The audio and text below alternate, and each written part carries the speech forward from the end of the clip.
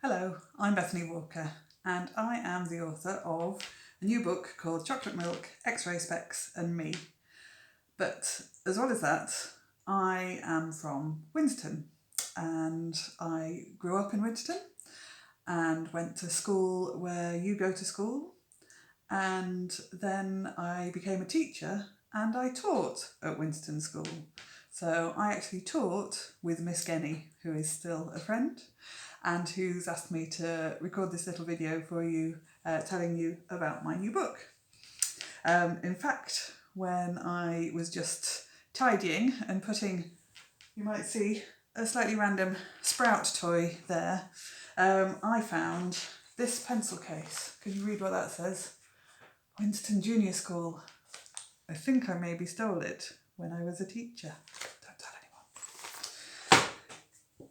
Anyway, I am now a writer and this is my first book, Chocolate Milk, X-Ray Specs and Me. It's a book about a young boy, he's 10 years old, called Freddie Spicer, and he loves chocolate milk and he writes letters. So the book is very unusual because it's set out as a whole load of letters by Freddie to his parents, and he thinks his parents are working away as sprout farmers, hence the sprout toy, in a place called Outer Castonga, but he can't find that on any map. And in his letters, Freddie talks about all of the problems he's having at school, his issues being looked after by Grandad, who just keeps feeding lots of sprouts. There's a lot of sprouts in this book. And all he wants is for his parents to come home. But what he doesn't realise is that his parents are actually secret agents away on a mission to save the world. But they can't tell him that. So Freddie doesn't know. In fact, he doesn't know a lot of things, and it's only the reader that has the full picture of the story. But I'm going to start off, I'm going to read you the first couple of letters so that you can see what it's like. So the first letter is from Freddie to his parents. To Mr. and Mrs. Spicer, the International Federation of Sprout Farmers, 11353, Outer Castonga. March 30th. Dear Mum and Dad, have you arrived in Outer Castonga yet? I hope your journey went well. I'm still gutted that I couldn't come with you. Are you absolutely sure I can't join you? It sucks that you've had to go away so soon after we've moved here. And who cares about farming sprouts? I mean, what's the worst that could happen if you didn't? No sprouts? I wish you were still cabbage farming in Norfolk. At least then we were still all together. And why did you have to go away during the Easter holidays? There's no one around to play with. You remember AJ Copperjoe? Like us, he only just moved here and we started school at the same time. Well, AJ is the one friend I've made since we moved here, and he's on holiday with his dad. So the only person I've got to hang out with is Grandad. It's really boring. I've been working hard on my Easter project, though. It was so nice of Lamont Riley to tell me about it. Lamont normally barely speaks to me. I can't believe I missed Mr. Norbert's announcement to the class about the Easter project when I went off to the loo. Lamont went out of his way to tell me about the project. So nice of him.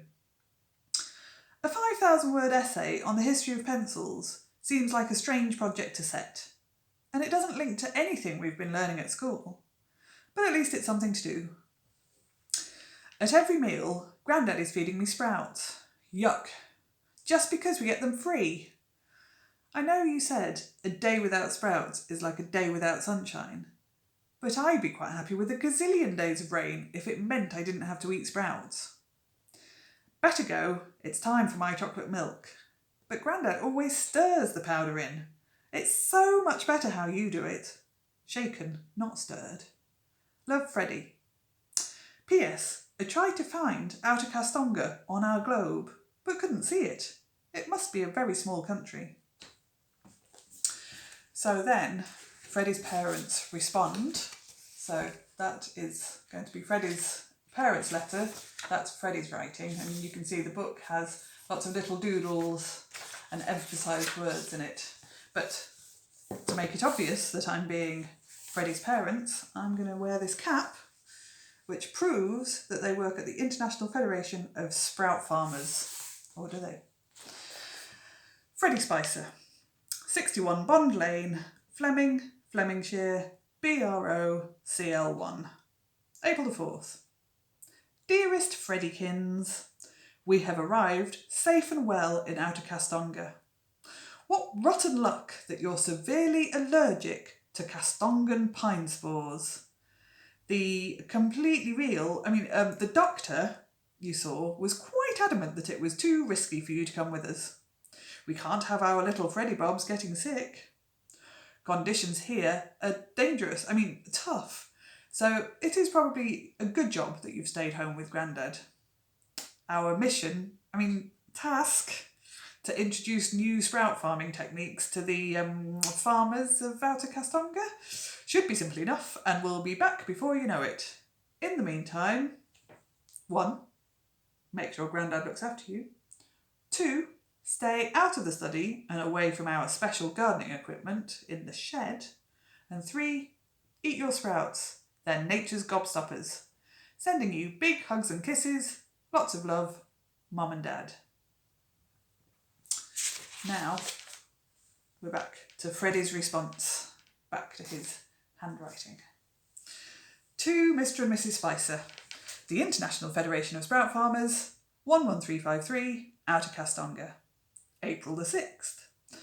Dear Mum and Dad, school has started back after the Easter holidays, but the worst thing has happened. AJ has suddenly left, after just 1 term. How come the one friend I'd made at Fleming School has already moved away? It's rubbish.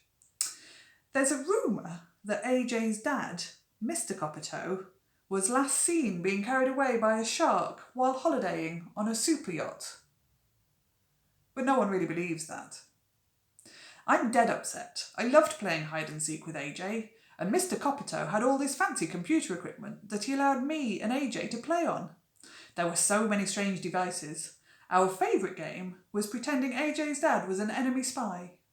I know we'd only been at school together for a term, but AJ was my best friend, and it's so pants that I'm starting my 2nd term without him. I was looking forward to not being the friendless new boy for a change, but I'm right back at square one. And you can see in here, Freddie's written that, but then he's crossed it out. I think he's realised that he's actually said a bit too much there. And there you can see he's imagined what it would be like Mr. Coppertoe being taken away by a shark. Now I have to start all over again and make new friends. There's one boy who seems okay in my class, called Lamont Riley. Lamont is the smallest boy in my year, but he's really loud to make up for it. He has the most amazing eyebrows, like 2 slugs dancing on his forehead. He's the one who told me about the Easter project, but I think Lamont must have made a mistake, because when I handed my project in, Mr. Norbert said there was no Easter project. But Mr. Norbert gave me a smiley face for effort, and I now know that the oldest known pencil is from the 17th century, so it wasn't a total waste of time. Lamont plays for the football team, so I thought I'd give it a go.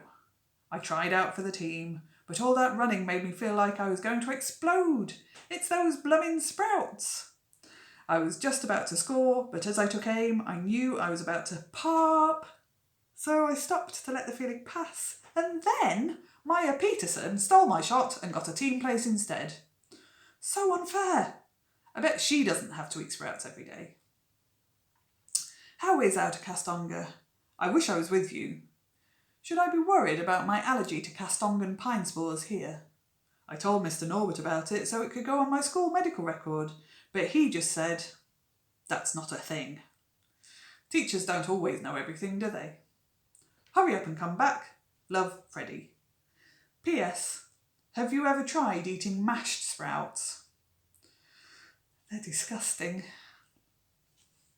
So that is chocolate milk, X-ray specs and me, and I know that Miss Genny has ordered quite a few for the school, so I hope that you can find it, read the rest of it, and find out how Freddie, even though he has no idea at all, ever, what's going on, how he manages to save the day.